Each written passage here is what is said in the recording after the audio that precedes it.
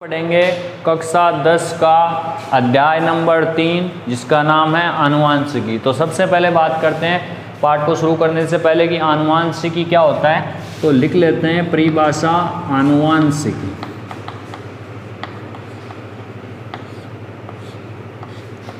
आनुवांशिकी किसे कहते हैं? तो आनुवांशिकी जीव विज्ञान की एक शाखा है जिसमें आनुवांशिक लक्षणों व उनकी वंशानुगति का अध्ययन किया जाता है। तो वो क्या कहलाती है? आनुवांशिकी। तो लिख लेते हैं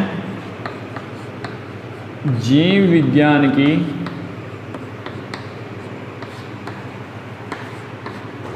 वह शाखा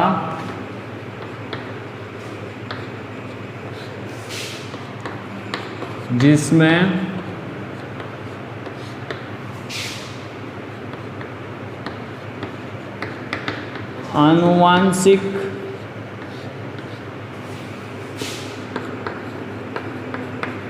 आनुवांशिक लक्षणों की वंशानुगति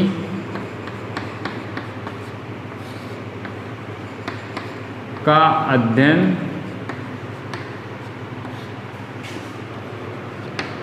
किया जाता है।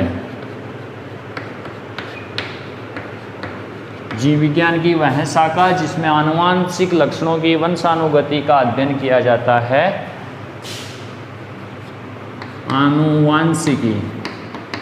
इंग्लिश में बोलते हैं जेनेटिक्स। आनुवांशिकी कहलाती है। अब इसके बाद में बात करें कि आनुवांशिकी यानी जेनेटिक्स। तो जेनेटिक्स शब्द का प्रयोग सर्वप्रथम किसने किया? तो ये भी लिख लेते हैं जेनेटिक्स शब्द का सर्वप्रथम प्रयोग बेटसन नहीं। अब हमारे पास दो वर्ड आए, एक तो आनुवांशिक लक्षण और दूसरा वंशानुगति। तो सबसे पहले बात कर लेते हैं आनुवांशिक लक्षणों की कि आनुवांशिक लक्षण कौन से होते हैं।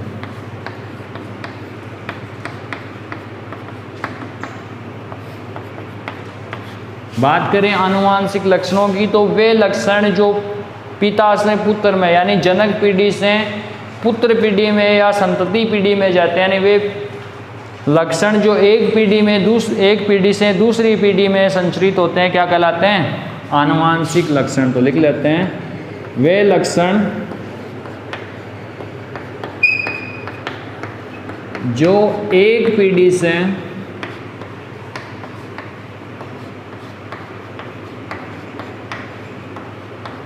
दूसरी पीढ़ी में, एक पीढ़ी से दूसरी पीढ़ी में संचरित होते हैं, आनुवांशिक लक्षण कहलाते हैं। आगे लिख देते हैं आनुवांशिक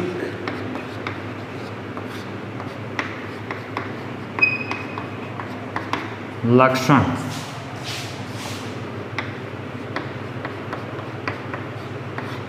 कहलाते हैं। अब इसके बाद में आया वंशानुगति या वंशानुगमन। वंशानुगति या वंशानुगमन।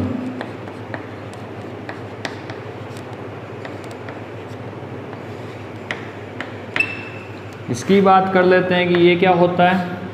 तो आनुवांशिक लक्षणों का एक पीढ़ी से दूसरी पीढ़ी में जाना या संचरित होना क्या कहलाता है? वंशानुगति या वंशानुगमन। तो यहाँ लिख लेते हैं आनुवांशिक लक्षणों का एक पीढ़ी से अब ये जो पहली पीढ़ी है वो तो होगी जनक पीढ़ी, और जिस पीढ़ी में जाएंगे वो होगी इसकी संतति पीढ़ी। एक पीढ़ी से दूसरी पीढ़ी में जाना या दूसरी पीढ़ी में संचरण वंशानुगति या वंशानुगमन कहलाता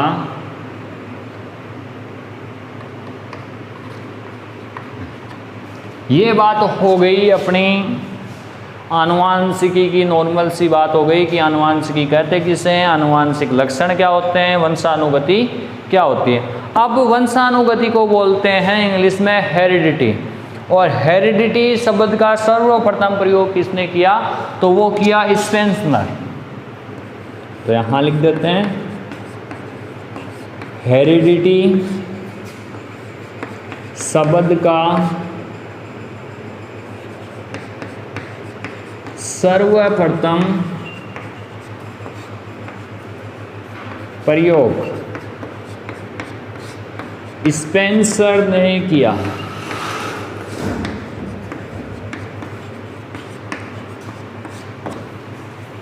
ठीक है, अब बात करेंगे कि इसके बाद में जो आनुवांशिकी की जो शाखा है उसका जो स्थापना की थी वो किसने की थी, या इसकी नींव किसने रखी, तो वो वैज्ञानिक का नाम है Gregor John Mendel. Gregor John Mendel. अपन यहाँ चाहे तो एक बात और ही लिख सकते हैं कि आनुवांशिकी का पिता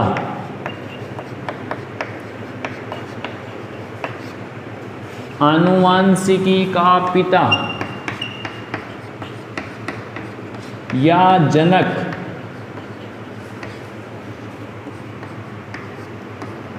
ग्रेगर जॉन मेंडल को कहते हैं।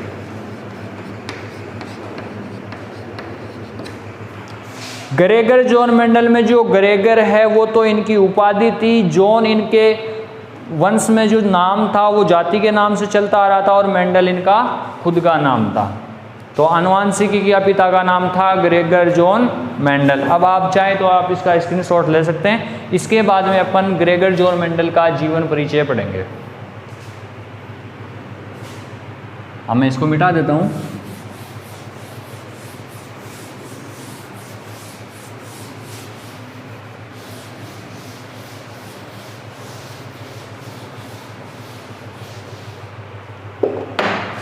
यहाँ अपनी अगली हेडिंग आती है मेंडल का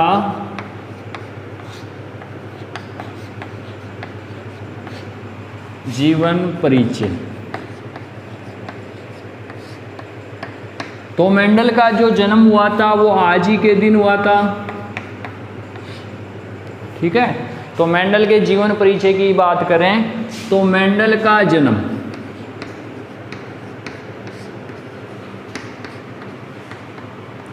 मेंडल का जन्म 22 जुलाई 1822, याद रखने निजी नॉर्मल सी बात है, 22 को हुआ था। तो 22 जुलाई 1822 को ऑस्ट्रिया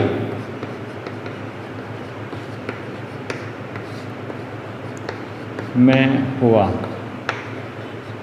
इसके बाद में उन्होंने पढ़ाई शुरू कर दी। उसके बाद में पढ़ाई करने के बाद में बुरुन शहर था, उसमें एक चर्च था, उसके अंदर पादरी बन गए। और बुरुन शहर के जो चर्च में इन्होंने पादरी के पद पर रहते हुए संकरण प्रयोग किए थे। तो अपन लिख लेते हैं बुरुन शहर के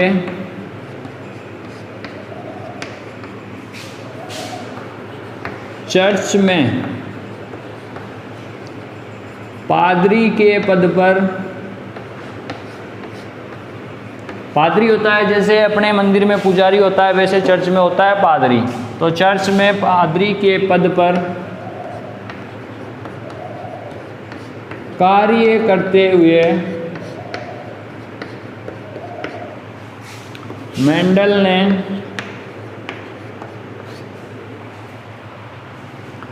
मटर के पौधे पर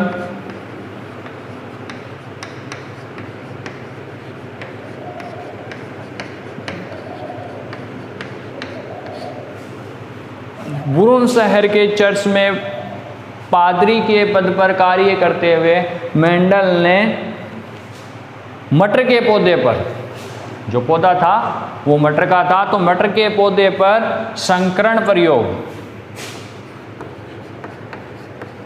मटर के पौधे पर संकरण प्रयोग किए थे 1856 से लेकर 1863 तक संकरण प्रयोग किए।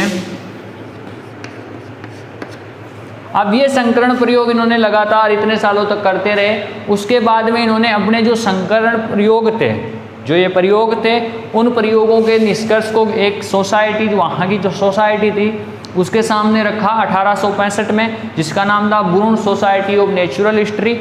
उसके बाद में उस सोसाइटी ने इनके प्रयोगों को देखा और उनकी एक वार्षिकी निकलती थी, एक साल में एक बार, तो उन्होंने अपनी वार्षिकी में इसको पादप संकरण के प्रयोग, पादप संकरण पर प्रयोग के नाम से छपवाया या के शीर्षक से छपवाया। उसके बाद में 6 जनवरी 1884 को मेंडल की मृत्यु होगी। तो ये लिख लेते हैं, मेंडल ने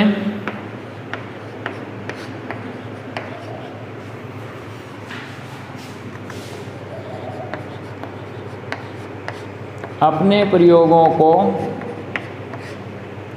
प्रयोगों के निष्कर्षों को, अपने प्रयोगों के निष्कर्ष सन 1865 में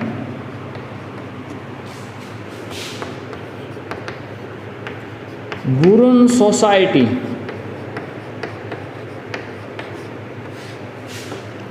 ऑफ नेचुरल हिस्ट्री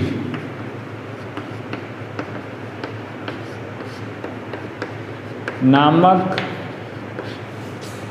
संस्था के सामने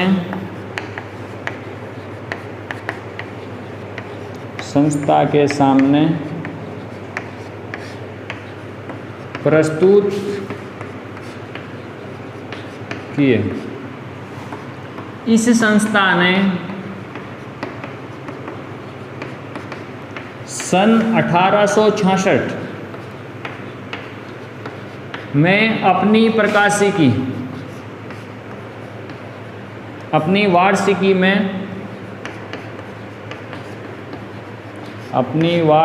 में इन प्रयोगों को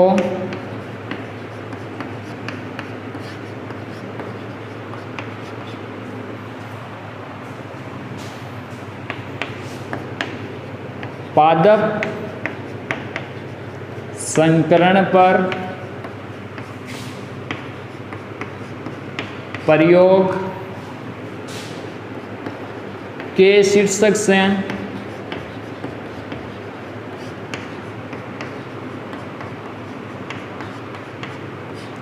प्रकाशित किया। अब मेंडल ने अपने प्रयोगों के आधार पर संकरण के नियम दिए, जिन्हें मेंडलवाद कहते हैं। ये भी लिख देते हैं, मेंडल ने अपने प्रयोगों के आधार पर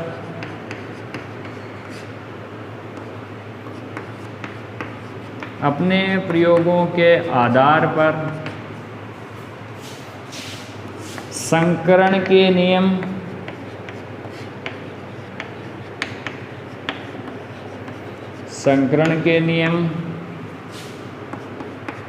प्रतिपादित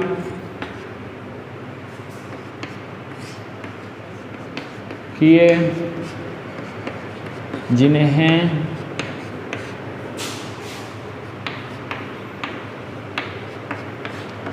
मेंडलवाद या मेंडल का नियम मेंडलवाद कहते हैं। ये तो थी बात मेंडल के जीवन परिचय की। एक बात रह गई कि मेंडल की मृत्यु कब हुई। तो मेंडल की मृत्यु हुई मेंडल की 6 जनवरी 1884 को मृत्यु हो गई। अब आप चाहें तो इसका स्क्रीनशॉट ले लेंगे, इसके बाद में अपन आगे की बात करते हैं।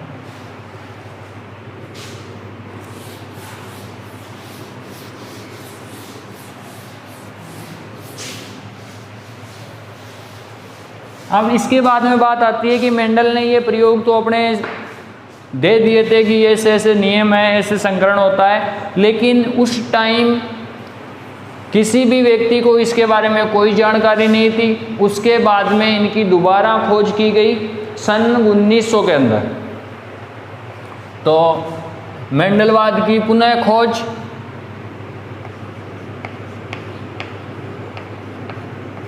मेंडलवाद की पुनः खोज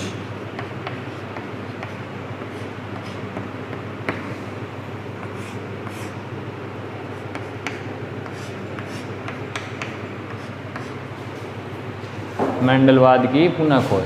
अब मेंडल ने तो ये बता दिया था 1866 के अंदर, 1866 के अंदर ये बता दिया, और दुनिया को जब पता चला उस टाइम सन आ गई थी 1900, यानी 1864, और उस टाइम आ गई सन 1900, सॉरी भाई 64 नहीं 66।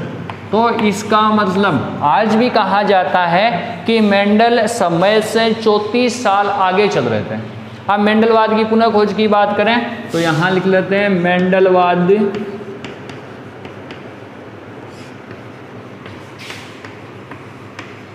की पुनः खोज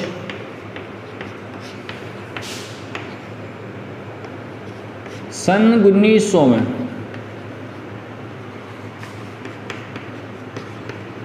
निम्न वैज्ञानिकों ने की। निम्न वैज्ञानिकों ने की। अब बात करें कि वो वैज्ञानिक कौन कौन से थे। वो वैज्ञानिक तीनों इसी पे काम कर रहे थे, और अंत में वही निष्कर्ष निकले जो मेंडल ने 34 साल पहले सबको बता दिए थे। आप उन वैज्ञानिकों के नाम लिख लेते हैं। नंबर 1 वैज्ञानिक का नाम था हुगो डी ब्रिज, ये थे हॉलैंड के।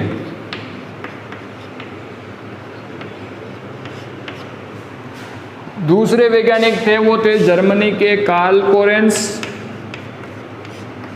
कोरेंस, ये थे जर्मनी के। और जो तीसरा वैज्ञानिक था वो था एरिक वॉन शेरमेक, ये था ऑस्ट्रिया का। जहाँ के मेंडल थे वहीं के ये थे ऑस्ट्रिया के। तो ये थी मेंडलवाद की पुनः खोज। इसके बाद में अपन 2 क्वेश्चनों की बात करेंगे। तो पहला क्वेश्चन अपन लिख लेते हैं, मेंडल की सफलता के कारण लिखिए। यानी मेंडल ने सफलता कैसे प्राप्त की उसके कारणों की बात करेंगे। तो आंसर लिखेंगे मेंडल की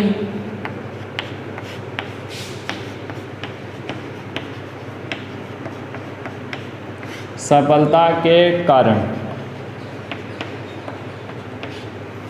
नंबर 1 कारण ये था कि इन्होंने अपने प्रत्येक प्रयोग का निष्कर्ष सावधानी पूर्वक किया। यानी लिख लेते हैं प्रयोग के निष्कर्ष का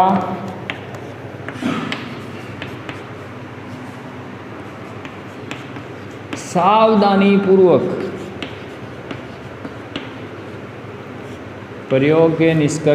सावधानी पूर्वक विश्लेषण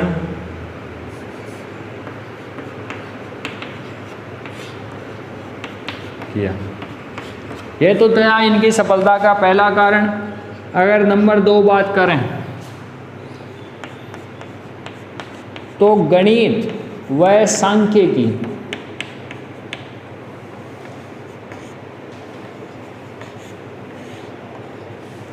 का अच्छा ज्ञान, यानी मेंडल को गणित और जो संख्या गणित थी उनका बहुत अच्छा ज्ञान था। ये इनकी दूसरी सफलता का दूसरा कारण था। नंबर 3 जो कारण था वो था मटर के पौधे का चयन।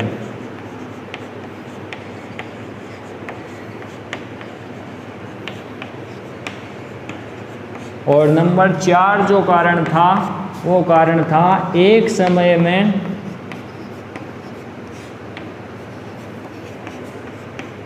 एक लक्षण की वंशानुगति या वंशागति का अध्ययन। यानी मेंडल ने जब अपने प्रयोग किए तो एक समय में एक ही लक्षण की वंशानुगति का अध्ययन किया, ज़्यादा लक्षणों से मातापक्षी नहीं की। तो ये तो था मेंडल की सफलता के कारण। अब अपन एक क्वेश्चन और पढ़ेंगे, आप इसका चाहे तो स्क्रीनशॉट ले सकते हैं, उसके बाद में मैं इसको मिटा देता हूँ।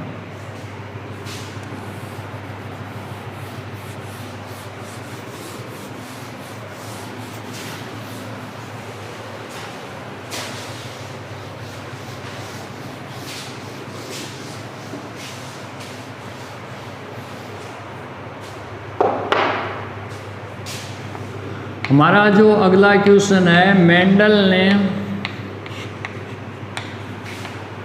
अपने प्रयोगों के लिए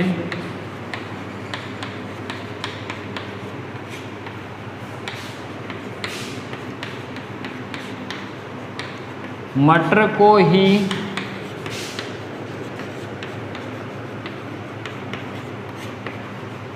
क्यों चुना।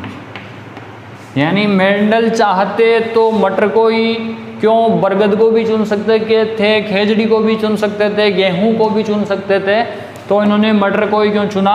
तो आंसर लिखते हैं, जिसमें पहला कारण कि मटर के पौधे को क्यों चुना, तो कारण नंबर 1 बात करें तो 1 वर्षीय पौधा, 1 वर्षीय शाकीय पौधा लिख लेते हैं अपन, शाकीय पौधा।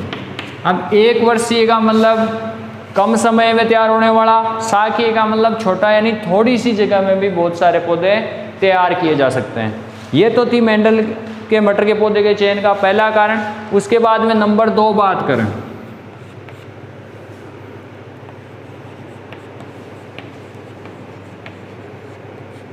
आवश्यक 7 जोड़ी,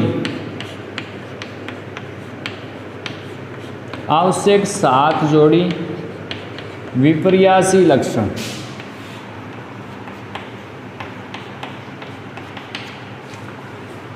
जो मटर का पौधा था उसमें आवश्यक यानी जो आसानी से दिख सकते हैं और मेंडल को जिनको जरूरी थी, जैसे लंबा और बोना, पुष्प की आकृति, पुष्प का रंग, फल की आकृति, फल का रंग वगैरह वगैरह, ऐसे 7 जोड़ी लक्षण आसानी से दिखने वाले थे। ये मेंडल की जो मटर के पौधे चुनने का कारण था, उसका जो दूसरा कारण था वो ये था। इसके बाद में नंबर 3 बात करें, मटर का जो पौधा होता है वो द्विलिंगी होता है। तो द्विलिंगी होने के कारण समयुग्मजी, या आगे बात करेंगे कि समयुग्मजी और विषमयुग्मजी क्या होते हैं। समयुग्मजी पौधे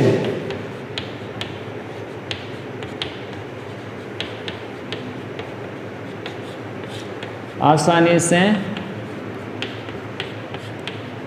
प्राप्त कर सकते हैं।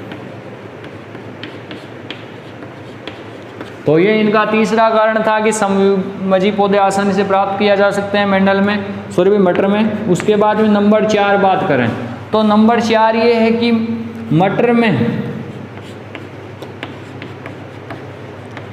स्वपरागण, स्वपरागण का मतलब एक पुष्प का जो एक पौधा है उसके किसी पुंकेसर से पराग कणों का उसी पौधे के किसी पुष्प की वर्तिकाग्र तक पहुंचना स्वपरागण कहलाता है।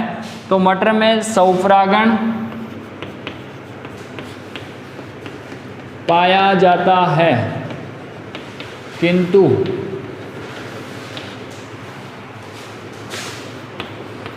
परपरागण भी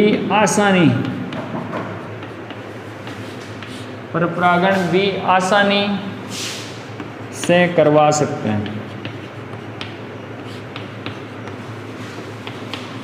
तो ये था मेंडल के मटर के पौधे के चयन के कारण। अब इसके बाद में आगे बात करेंगे अगली क्लास में आनुवांशिकी शब्दावली, और जैसे आनुवांशिकी शब्दावली की बात करेंगे तो उसमें बहुत सारी परिभाषा आएंगी, वो अपन पढ़ लेंगे अगली क्लास में। आज के लिए इतना ही।